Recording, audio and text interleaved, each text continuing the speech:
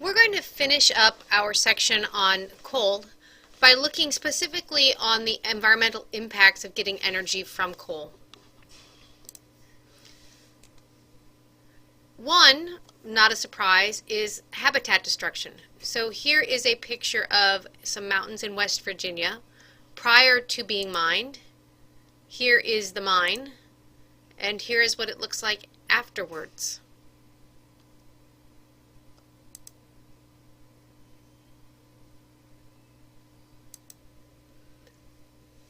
This is Big John's bucket. Big John is the, if you go back a slide, let's see. This is Big John.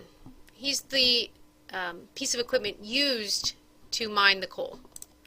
And this is a class standing in Big John's bucket. This is the Euclid mine in West Virginia. Here is a one of the big dump trucks they use at a mine, and these are students standing next to the dump truck, giving you an idea of scale. These pieces of equipment are huge. Not only does the top of the mountain get cut off, but then the valley gets filled in because they have to have some place to put the top of the mountain. So here is a picture of a mine where they have done that. The material that they take out and do not use has all sorts of chemicals in it, and that turns the local streams this lovely coppery color, if you will. Right. Not only that, but it's acidic and has lots of heavy metals that normally would not be in the water. These are the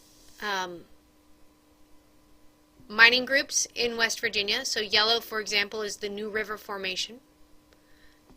Up here is the Dunkard group.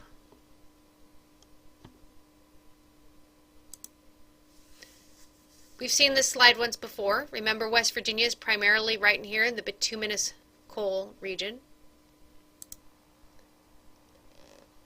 This is the arsenic content of the various coal beds by group.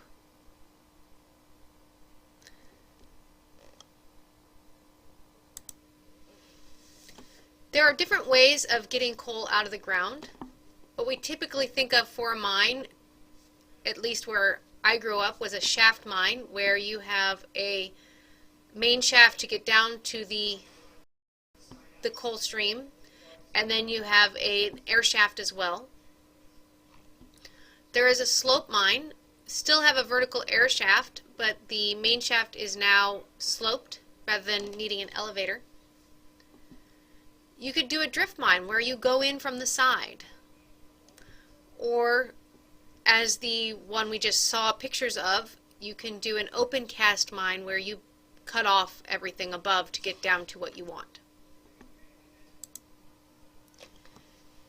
In addition to the environmental impacts of the mining, the habitat destruction, the pollution of the water, you also need to think about the energy needed to transport the coal from where it's being mined to where it's being used. Here is a picture of a coal-filled train car. This is again Mount Storm. See the steam? So the water is being polluted from the steam being put back into it, and then the air is being polluted from the steam coming off the water. The thermal pollution in the lake around Mount Storm causes all this lovely green algae to grow. Notice the little sign up here that says Scuba Access. This is where they do scuba dive training because of the water being nice and warm. It's nice to think that this is pretty just clean steam, but it's not. As we saw last section, we have all sorts of pollutants in that: carbon dioxide, sulfur oxide, water, things that produce global warming, acid rain, smog, And there's also the other forms of pollution like light pollution, noise pollution, and thermal pollution. Might be a surprise, might not, but the electrical demand fluctuates as a function of day of the week and time. Throughout the standard workday, you get a peak load in the afternoon to evening, and then it decreases at night. Energy usage is less. The demand is less on the weekend because people go out. They're not in their houses. They're not at their work. They're at the park. They're in their yard. They're elsewhere, not using the energy. Right. There are some other technologies that you might have heard of. There's coal to liquid technology. In this case, what they do is they liquefy the coal, turning it into diesel and gas. It was originally developed by the Nazis, and it's nice because it can be used to power vehicles for transportation.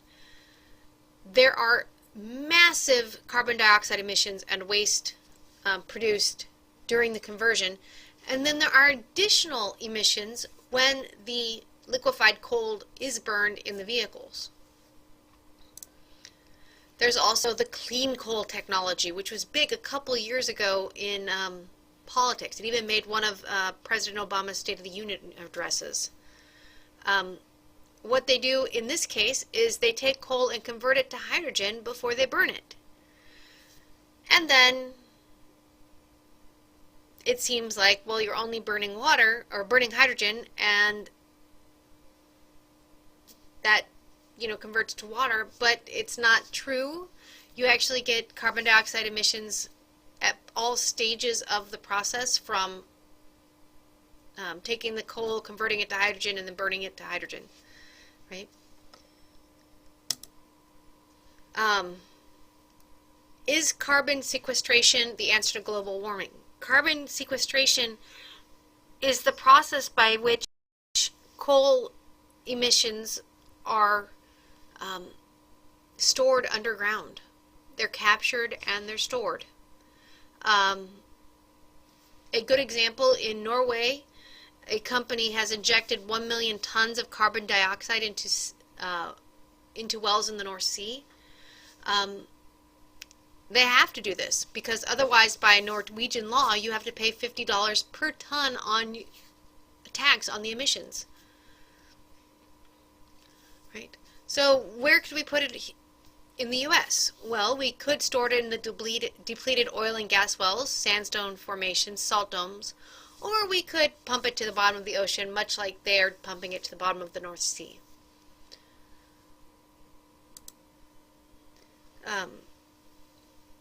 If we look at the Mountaineer Power Plant specifically, it's a closed loop plant, meaning that it takes its cooling water and recycles it. But it does lose some, so it has to replace water lost during the process of cooling, or in the scrubber that filters the air pollution. And in order to replace it, it takes 20,000 U.S. gallons per hour of water from the Ohio River. And it burns an average of 9,000 tons of coal per day. Here is a picture of the Mountaineer Power Plant. So, things to consider. What is the footprint for using coal to produce electricity?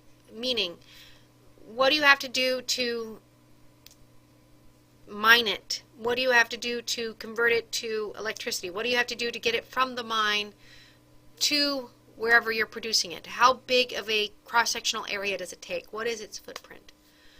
What happens to the soil, the air, the water, the life in that process, anywhere along the line, and what is its efficiency?